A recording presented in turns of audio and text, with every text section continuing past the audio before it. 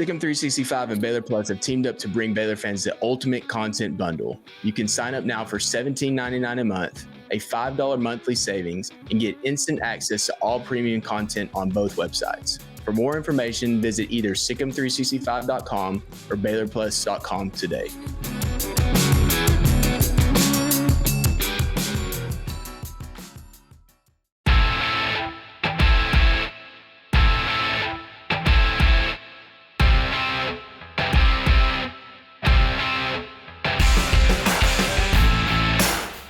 What's up, Baylor fans? Welcome to Inside Baylor Sports, the official daily podcast of Baylor Athletics. It's Wednesday, October 29th, and it's time for our weekly visit with Baylor Director of Sports Journalism, Jerry Hill. Jerry, no losses since we spoke last week for Baylor Athletics, which is really, really cool to say. Soccer did finish with a tie. It wasn't a loss against Iowa State. It will qualify for the Big 12 tournament, and we'll play Wednesday today at 5:30 p.m. Central Time against Arizona to kick that off. Volleyball continues their rebound after their struggling stretch. They've won 3 contests in a row, including last week upsetting TCU, number 18 TCU, along with beating Houston at Houston.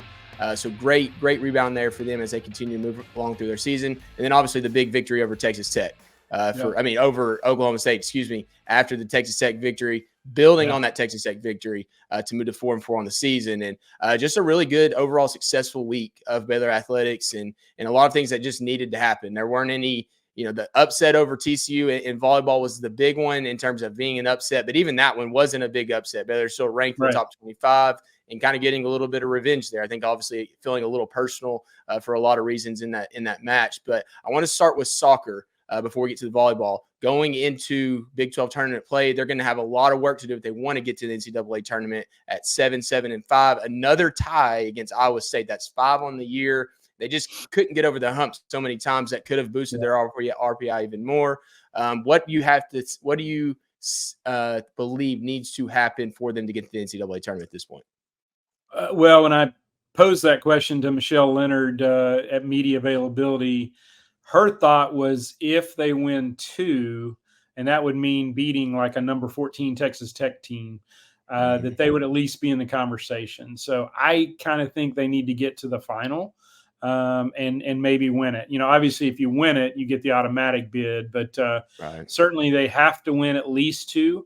And I think, and you potentially could get West Virginia in the semifinals if you look ahead to the path. But that's a tough road. I mean, you face an Arizona team that actually beat you here 1-0, but you kind of dominated the second half. So I think they have a good feel that they could, they should be right there on the field with Arizona and a team that they could and maybe even should beat in the opening round of the Big 12 tournament.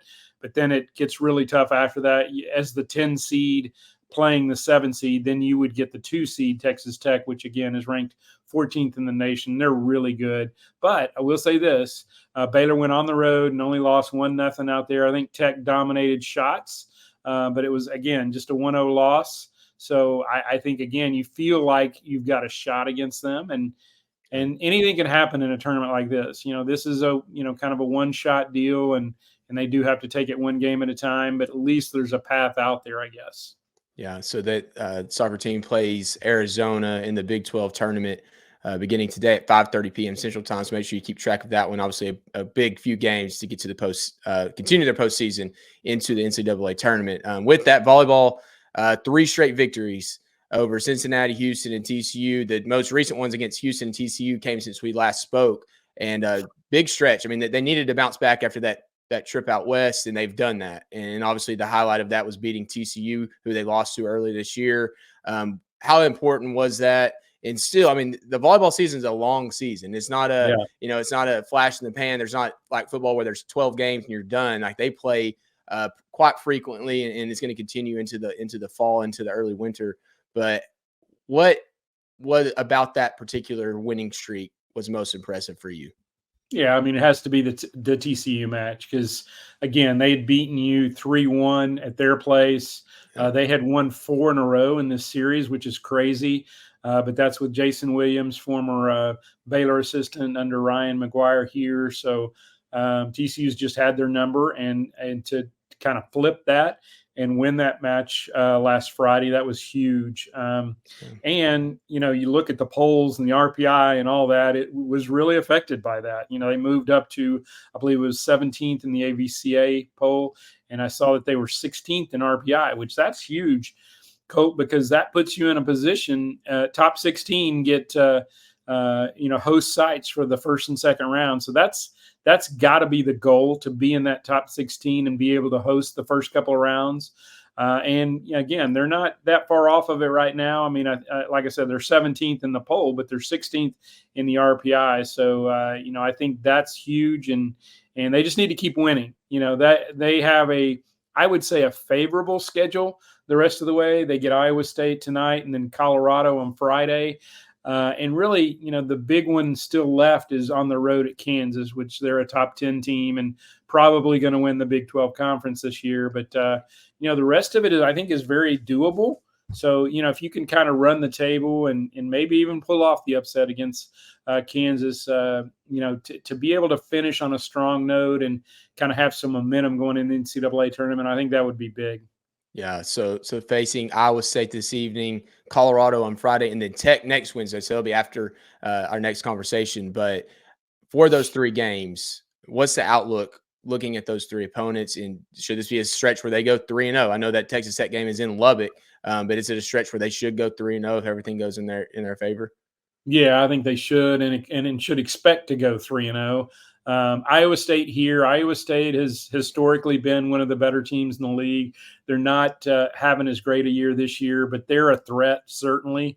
I would say against Colorado and Tech, you just got to take care of business, particularly Colorado playing them here at home on Friday night. Just take care of business. And then, they have struggled on the road, but, did get a win at Houston. So kind of gives you a little momentum here. And so if you win the two this week and get to, run that winning streak to 5 in a row, now you're talking. And, that puts them on the right trajectory to, again, get them in position to be a host site for the first and second round. Yeah. Big stretch coming up, and obviously to finish the season. And obviously we've talked about this all season, but it's just like doing what they're supposed to do in the games they're supposed to do. I don't think they felt great about after that West Coast trip to BYU and Utah, but they come back and they're back on track. And so now it's about doing what you need to do, and then hopefully pull off the upset against Kansas later on. So we'll see if they can continue to build. I kind of expect them to. The way that they've been their trajectory right now, it looks like they're heading that direction. So really excited to see them finish up. Let's move on to football. And obviously we know how big that game over Oklahoma State was, building on the Tech win, getting two things kind of, getting a Big 12 win, which is big in general, that against Texas Tech, but then coming home and getting a win that you haven't had a home win against a Big 12 opponent since 22. You win 2 games in a row. You haven't won 2 games in a row against any team since 2022, which is crazy to think about. They haven't strung 2 together in a row. So like the confidence as a fan is one thing, but the players kind of feeding off that and doing what they're supposed to. And I would even say, and you can agree or disagree with this, but that 10-point win over Oklahoma State, there were kind of like 2 or 3 plays that could have made that a 17 to 20-point win. And I know that's something that Coach Aranda mentioned. It's like we still aren't playing perfect football, and that has to be encouraging. It's like you don't want to regress, but there's still a lot of room for progress as well for this team. Yeah, I think that's the key takeaway from that game is, as good as you played, you can definitely play better. I think back to, like you said, leaving some points on the board, that interception by Sawyer down there. I mean, you just had a great punt return by Josh Cameron. You get a unnecessary or unsportsmanlike conduct penalty after that. So you're down inside. You're already inside the 25, and you come away with nothing. That just can't happen. You got to at least get some points out of that, and they got nothing. So I think there are some things, Colt, that they can do better. And I think defensively too. Their receiver Brendan Presley, he's really good. But, he just had a field day against Baylor's defense. So I think those are things you got to look at and go like, what do we need to do to tighten that up? And I know that Coach Aranda talked about that on Monday, that, that secondary's got to play better. There were times where he was running pretty free. So, those are a couple things that you can kind of shore up and get better. But, man, when you can walk away even if it's at home, if you can walk away with a 10-point victory in a Big 12 conference game and still feel like there's a lot of things that you can do better. I think that's a good thing. You don't. I know Nick Florence always talks about it. You don't want to be perfect right now. You want to be perfect maybe at the end of the year. But right now is not the time to be perfect. But if you can be not perfect and still win a game and win a game by double digits, I think that's huge for this team's confidence. Yeah. I mean, the sideline play to Brennan Presley, you had to give major credit to him. Chateau Reed misses a tackle, bad angles, but he made a play. And he made a fourth down play. I believe it was later in the game with Devin Lemire underneath the coverage. Lemire, I think, tipped it, and he still makes the play. So he just had a phenomenal game in general. You give him credit for that. Alan Bowman did a really good job protecting the football until late. He did have some throws that Baylor could have capitalized on in terms of interception earlier. They didn't do it. But you mentioned the getting the ball deep into an opponent territory to start a drive. That's real. If you look back to Tech last week, they had that one that they only got a field goal off of. Right. And then, which no one's going to really want to talk about this one, but the Colorado game, very similar situation late in the game where they sacked Shedeur Sanders twice, punt return inside their opponent territory. I don't know where it ended up at, maybe the 20 or 25 or 30, and then missed the field goal. So there's three instances where they've gotten short fields, haven't been able to capitalize. Fortunately, they won 2 of those games, but the big one, obviously, the loss of Colorado. So I think that's something, the interception was the difference. They kicked a field goal against Tech. They missed it against Colorado. And then the interception, you don't even get a chance at points. So really anxious to see if they can capitalize on those moving forward. But with that victory, now you come home again, TCU. There's a lot of games. You can talk about the Texas rivalry and the Tech rivalry and even, going back 15 years to the Texas A&M and those games. But this TCU matchup, truthfully, is there more of a heated, you just kind of feel it, right? Like it's TCU week now, and you kind of feel that momentum and that excitement building. And I don't know if it's just stemmed in hatred or what it is, but now you throw in, there's some guys on the other sideline this year that, including Drake Dabney, and there's a lot of familiarity, right? And you bring back the 2013, 2014 Big 12 championship teams, and we know the rivalry in those games. And this one just seems really, I don't want to call it boom or bust, but if they win this one, the momentum from it would be major. Yeah, I think you get to 5-4. Again, we've talked about it. All you got to do is get to 6 to get bowl eligible. But I think at this point, you got to shoot higher than that. You look at that closing schedule, and I do think this might be the hardest, although you've never won at West Virginia. So I would probably put that number 1, but this is a close number 2, I would say. So these 2 are their hardest games left. And then you play on the road at Houston and here against Kansas. So, but again, you have a chance to kind of, get a little greedy and run the table and wind up in a better bowl game. But this is the one that would really set you up, because then it's like, okay, we only got to win one of our last 3 to get into a bowl. So I think this one is huge, because otherwise you lose it, and now you got to win 2 of 3, and 2 of them are on the road. So again, I think that's why this one is so important. I think that's why the last one was so important, because you couldn't afford to lose those. I don't think you can afford to lose a home game like this. TCU, I think, is the best team they've played probably in this stretch. Although, Tech had them down. Tech had them beat and let them come back. But I do still think TCU probably, the way they're playing right now, they beat Utah, which Utah has kind of been on a downward trajectory too. But I think TCU winning 2 in a row, they're on a kind of an upward climb. So I think this would be a really big win, particularly at home. And I agree with you on the rivalry. I think it might have been a little more intense back then. Because, Art Briles and Gary Patterson just did not get along, and they did not hide it. They were they were enemies. And I think that's where it started. And certainly the fans have fed off of that. So maybe it's not as intense as it once was. Dave Aranda talked Monday about having a real respect for Coach Sonny Dykes. And so I think there is probably a mutual respect on both sides now that maybe you didn't have back in the day. But I do think it's a great rivalry, and probably, I think right now, the best rivalry for Baylor. I think Tech, because Joey McGuire being out there, that kind of adds a little to it. But I just think for the fans and everybody, this is Baylor's rivalry right now.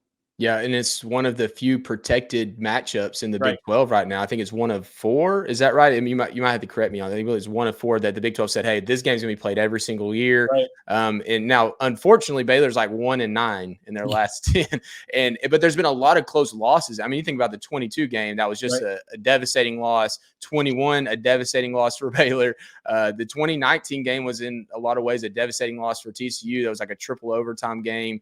Right. And then we can talk about the 2018 game when it was just like nobody could do anything offensively, and they happened to have a really good receiver, that Jalen Rager, that just went wild late, and they scored. It felt like he had 400 yards and 3 touchdowns by himself, but that game was 16-9 or something crazy like that. So just a lot of weird. There has been some blowouts mixed in, but you look at those 2016. 2017 years where those happen, and then last year, obviously the 42 to whatever that was, 17, and that game was actually, believe it or not, 21-17 midway through the third quarter, and then Baylor's youth and their lack of depth just kind of caught up with them and kind of took over. But I think with this game particularly, you moved to 5-4, and you mentioned it, going 2-3 with 2 games on the road.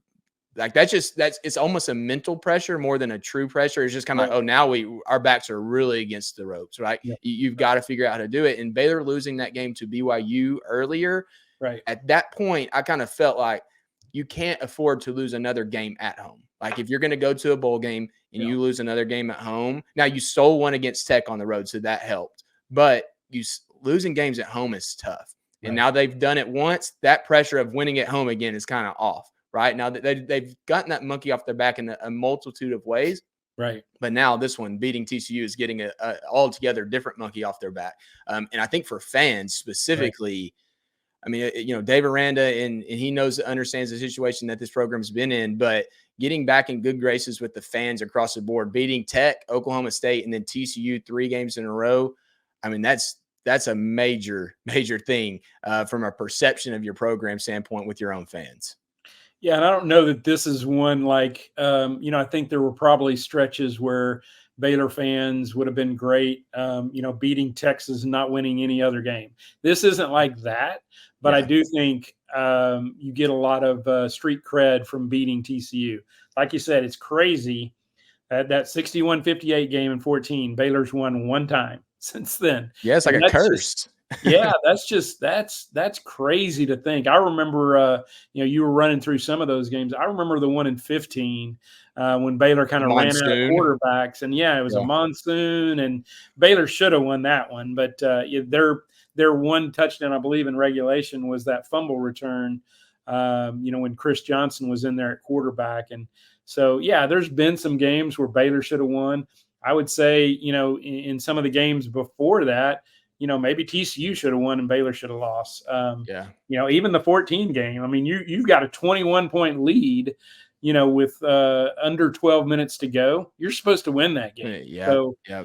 I mean, there's been some crazy games in this series, and wouldn't it be nice just to have one, maybe a little bit more like the Oklahoma State game or even Tech, where, you're kind of breathing a little easier late in the game, where you're not having to sweat it out. Has there been one? Has there been one in Baylor's favor like that? I don't think so. I mean, considering one of the last 9 have been win, or one of the last 10 have been wins. Right. The 2011 game wasn't. No, that was a last-minute field goal by Baylor that TCU probably felt like we should have won that game. Yeah. 2013, the win, or 2012 was a blowout in TCU's favor. 2013 was TCU wasn't that good this year. They had quarterback injuries, and Baylor needed to hang on late to win it. Like I remember TCU driving and getting, I think it was Eddie Lackey gets the interception in 13. 14, we know that one. 15. Like I go back to the game, why didn't Baylor run the football more? Right. Like it was just so many questions about that one. And then from that point on, the only win was the 2019 game. And that was and you had to pull that one out. Yeah. So that's crazy. Yeah. Yeah. So we'll see. I'm anxious to see. I think with you look to the Colorado game, you look to the Tech game, and you say similar offenses in that standpoint of they're going to throw the ball a lot. Tech ran the football better. Colorado's the best comparison at this juncture. Receiver talent, quarterback talent, throwing the football downfield vertically. So Baylor does have some experience. I'm anxious to see what Dave Aranda does. And any final takeaways, thoughts about that game as we prepare for the weekend? Well, I think we got to touch on the running game, Colt. I mean, we saw it kind of revitalized in the Tech game and rushing for, then season high 255. And then you just kind of blow it out of the waters against Oklahoma State. And Dawson Pendergrass, man, what a stud.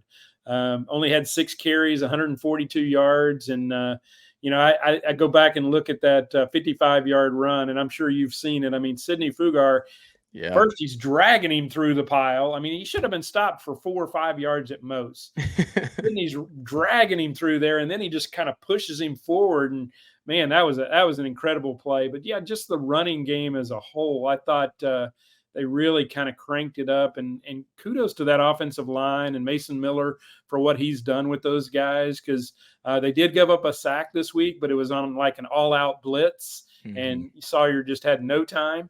Yeah. But that's 1 sack over the last 3 games, and then you've really gotten the running game going. So they've really done the job up front, and it's been good to see, because I think without that, Colt, you're not sitting here looking at a 2-game and hopefully a 3-game winning streak.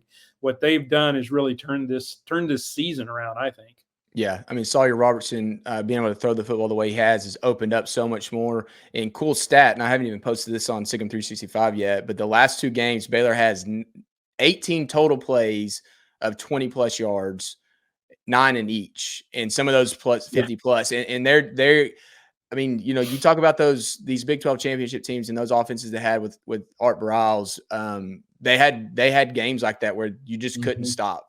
I think Oklahoma State's defense is pretty bad, but what Baylor did in that game was what they were supposed to do against a bad defense, right? Like that's what you want. You don't want to see struggles against a bad defense. So really, really big weekend this weekend. 3-game winning streak on the line.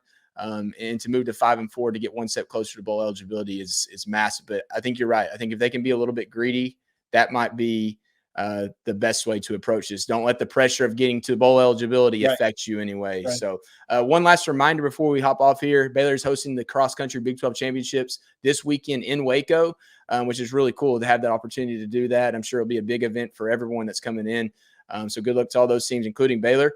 But for this episode, that's all we have. Thank you, Jerry, for once again joining us this week. And we look forward to visiting with you again next week after hopefully another victory, another successful week. And so for everyone else, thank you for listening. Have a great Wednesday. It's Sick and Baylor.